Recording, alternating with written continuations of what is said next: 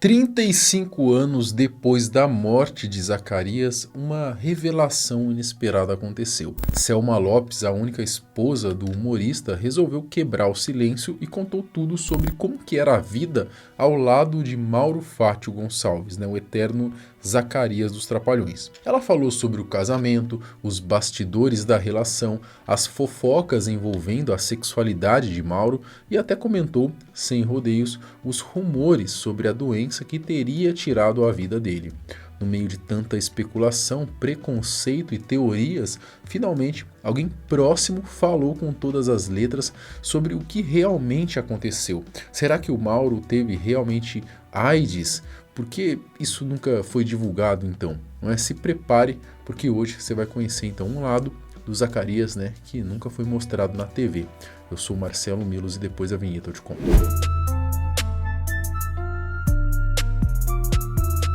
Zacarias, eternizado na TV, ele se chamava Mauro Fátio Gonçalves, nascido no dia 18 de janeiro de 1934 em Sete Lagoas, Minas Gerais. Ele foi além do humor, atuava, cantava e brilhou também como locutor de rádio. O Mauro, o primogênito de uma família aí com 11 irmãos, ele era carinhosamente chamado de Bidu pelos mais próximos, apelido que acabou pegando desde cedo. Ainda criança, ele já demonstrava uma veia artística forte. Na escola se envolvia com o Grêmio Teatral, onde escrevia, atuava e organizava peças. O mais impressionante, as suas apresentações chamavam a atenção e eram bastante elogiadas pelos moradores da cidade. A sua trajetória no rádio começou em 1954, 3 anos depois, em 1957, até tentou seguir outro caminho. Mudou-se então para Belo Horizonte com a intenção de estudar arquitetura, mas não demorou muito para perceber que a sua verdadeira paixão era a comunicação. Ao receber uma proposta para trabalhar na rádio em confidência, abandonou o curso e seguiu o coração. A partir daí, mergulhou de vez no teatro e no rádio, ganhando destaque pelo dom de transformar a voz, fazer imitações e criar personagens únicos. Donald. Donald, Zacarias? É? Não, como é que é isso? Me empresta esse abridor aqui de garrafa, espera aí, quer ver, ó?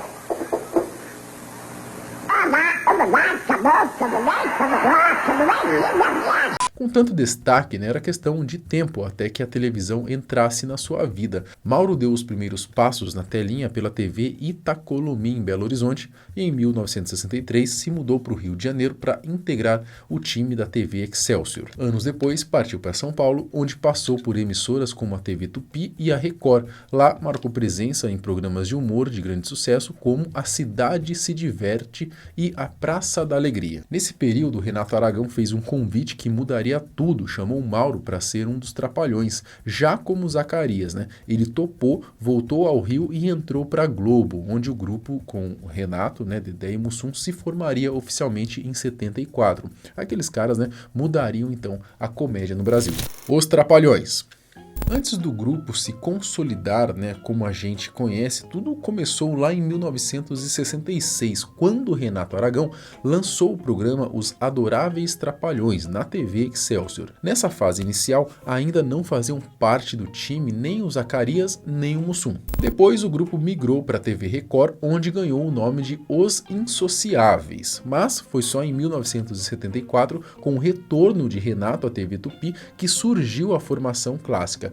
Renato, Dedé, Mussum e Zacarias, sob a direção então de Wilton Franco. Uma curiosidade, o personagem Zacarias foi criação do próprio Mauro. Ele até tentou mudar o nome artístico para Zacaria, sem o S, seguindo um conselho do guia espiritual, para poder atrair sucesso, evitar confusão com essa suposta profecia aí, que fizeram da vida dele. Mas não teve jeito, Zacarias acabou pegando e acabou ficando. Quem é ele? Quem é? É a minha sobrinha. Quem é? Conta pra gente, quem é ele? Zacarias. É o Zacarias? A partir daí, foi só sucesso, né? O grupo lançou 21 filmes, começando com Os Trapalhões na Guerra dos Planetas, em 1978, e indo até Uma Escola Atrapalhada, em 1990. Na TV, ficaram aí na Tupi até 76, e em 77 foram para Globo, onde estouraram, né, até 95, com reprises até 99. Em 2017, ainda tentaram reviver o programa, né, com novos personagens, numa parceria aí da Globo com o canal Viva, mas não emplacou, né, acabou sendo cancelado. Não tem nem como voltar mais mesmo, né? Imagina aquelas piadas sendo contadas hoje, né? Era 8 anos de cadeia para cada um aí no mínimo. Ah, e antes da fama, né, o Mauro teve uma vida bem simples, trabalhou como vendedor de sapatos, operário numa fábrica de café, contador e até gerente de banco. Ou seja, batalhou bastante antes de conquistar o sucesso, mas uma doença grave colocaria um fim precoce na carreira desse grande artista. A doença e a morte.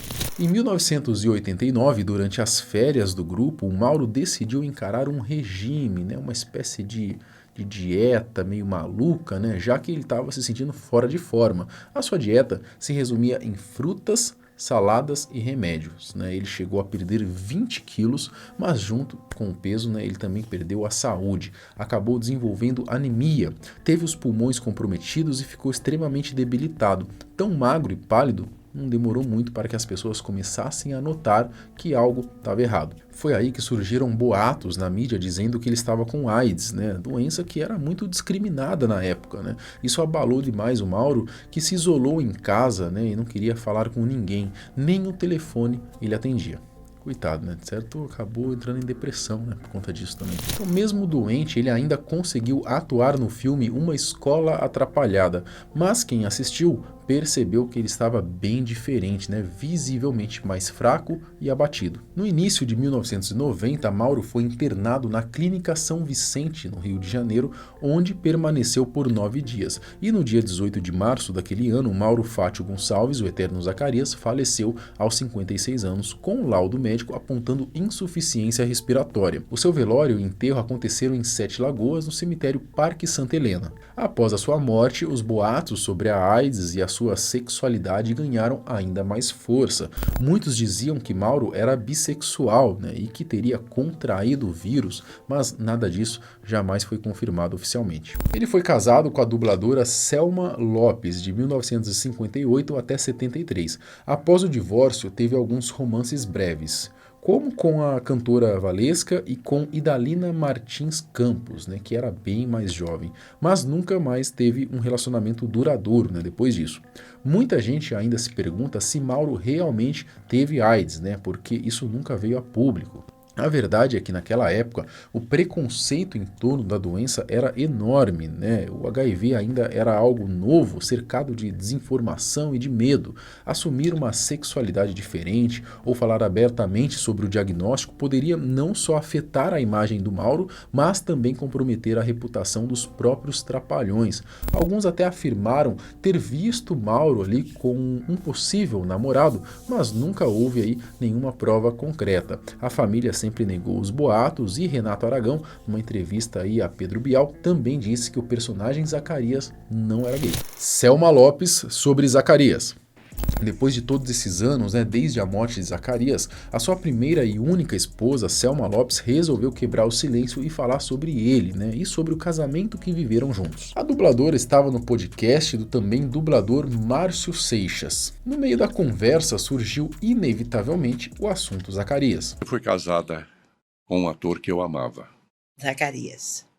Em Belo Horizonte, ele fazia um programa na TV Itacolomi. Eu sei. E por incrível que pareça, Selma não trouxe à tona nenhuma fofoca bombástica, né? Nem polêmicas ou desentendimentos do tempo em que eles estiveram casados.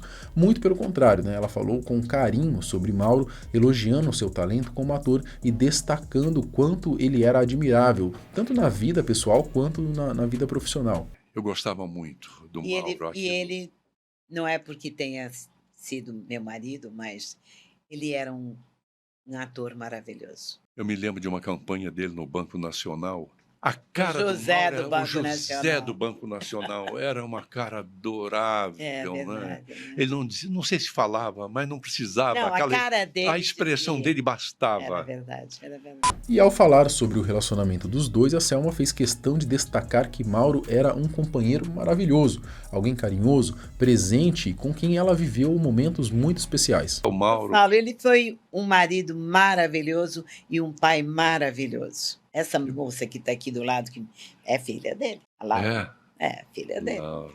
Essa foi a última parte do podcast e, de fato, né, um encerramento digno, né, para fechar com chave de ouro. Ô, Selma, eu quero te dizer o seguinte, eu vou de uma maneira até brega, mas é tão... Deus lhe pague por ter me dado essa Que alegria. é isso, querida, que é isso. Não só a mim, mas a você que está acompanhando.